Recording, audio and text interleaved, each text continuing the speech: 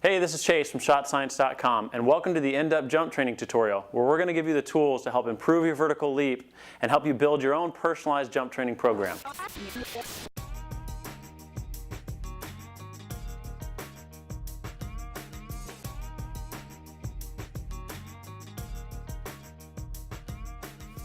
All right, the third pillar of the vertical leap series is strength, or more accurately, coordinated muscle activation.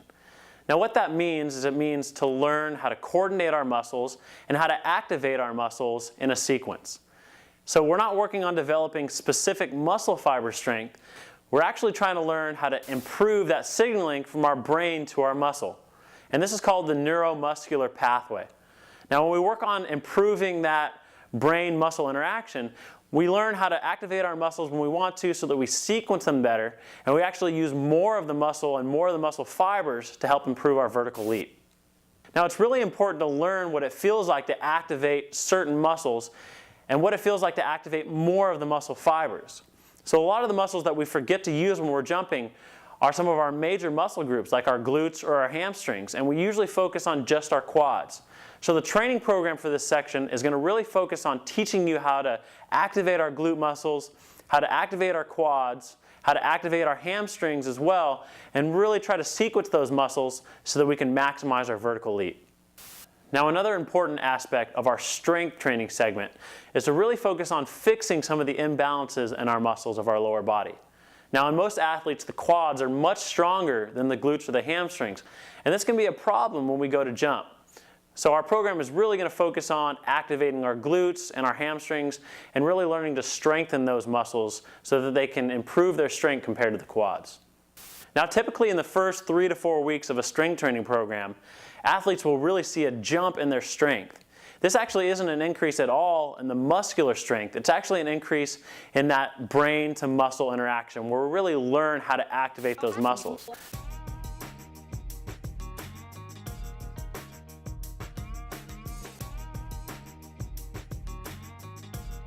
Now for the strength training program, I'm going to give you 3 basic exercises to work on engaging the glutes and the hamstrings, and then we're going to go into 2 functional movement patterns to really work on strengthening while we're moving. The first exercise to help us learn to engage the glutes is just a standing glute squeeze. So what I want you to do is just stand, put your hands on your hips, and focus on rolling your hips backwards where we squeeze our glutes in. Now what you want to do is really focus on squeezing those glutes and really engaging those muscles so you can really feel what that contraction feels like. Now the second exercise is a follow-up to the first exercise, the standing glute squeeze. And this is a glute bridge. So go ahead and come down to the ground and you're going to lay on your back with your knees bent and your hands out to the side. You're going to really focus on coming up into a bridge position and really squeezing those glutes and trying to tuck your hips underneath. Now just like in the first exercise where you really focused on feeling that glute squeeze, that's exactly what you want to do in this exercise. Really focus on what it feels like to squeeze those glutes as we come up into the bridge. Now the third exercise is just a variation of the glute bridge, and this is a hamstring bridge. What you want to do is you want to move your feet just a little further out so that when you come up into that bridge, you can dig your heels into the ground and really focus on activating your hamstrings. Another way to really help you feel that hamstring contraction is to lift your toes off the ground and point them up into the air. This will really help you dig those heels in the ground and feel what it feels like to really squeeze those hamstrings. Now once you've gone through those 3 exercises, we can move on to the functional movement patterns. And these are the squat and the lunge. So let's start with the squat. Now you've probably all done squats before or at least seen somebody do a squat. But what we're trying to do here is we're not going to weight this exercise. We're not going to put weight on our shoulders. We want to do just body weight squat. And we don't want to focus on doing a high volume.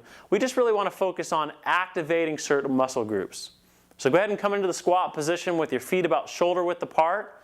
And I want you to start to sit down like we're sitting into a chair with the weight in our heels. Now you want to really focus on sticking your butt outwards as you go down. And then as we come back up, we're going to squeeze through our quads, and then at the top of our squat, really feel what it feels like to squeeze the glutes, much like we felt in the standing glute squeeze and the bridge. Now once you've learned what it feels like to engage those muscles in the squat movement pattern, you should take that exercise and really focus on enhancing those movements so you can really feel the glutes squeeze, you can really feel the hamstrings activate, and you can really feel the quads activate as you go through that exercise.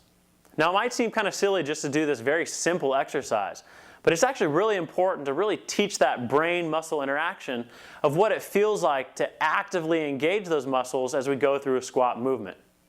Now a lot of times when we're jumping, we fail to use a lot of these major muscle groups like the glutes and the hamstrings to help us activate all of that energy stored in the muscles of our lower body.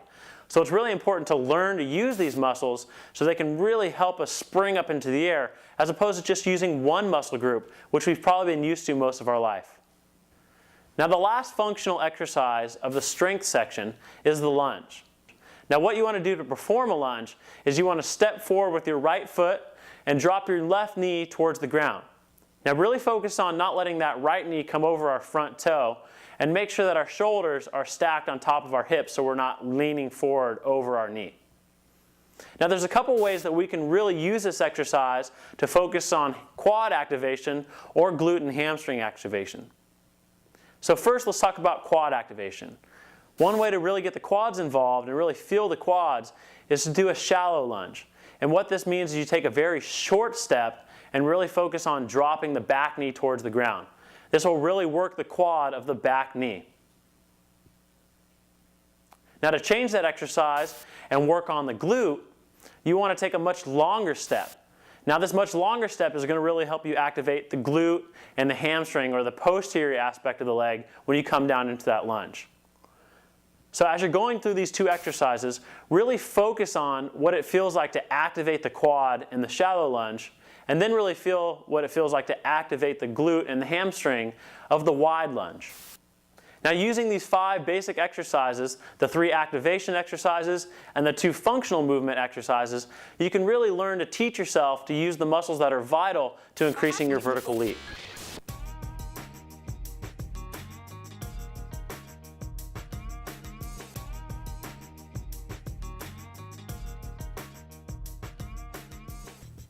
Now the 4th pillar of the vertical leap series is the power segment.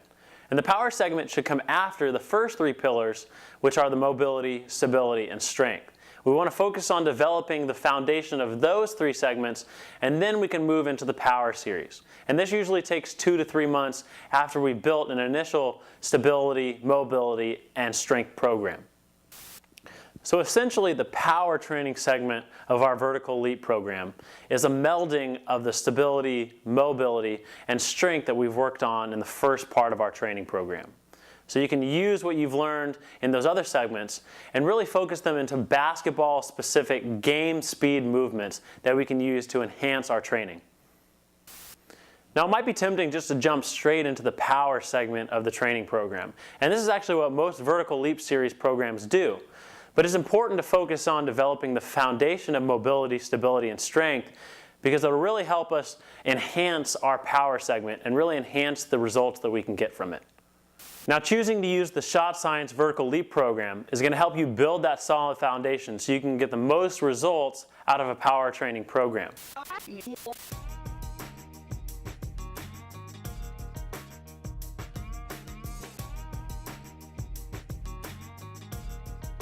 So let's check out a couple exercises that you can use to really improve your basketball-specific training. Now the first exercise that we want to do are what we call 2-foot max jumps.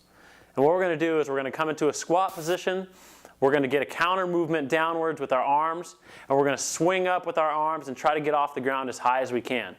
Now when we land, we want to land nice and soft and try not to make much sound to really lessen the impact on our knees. As we land, we should also bend our knees and come back down into a squat position. Now once we've managed to go through that whole sequence, we want to take just a quick second break and then go again straight up into a max jump.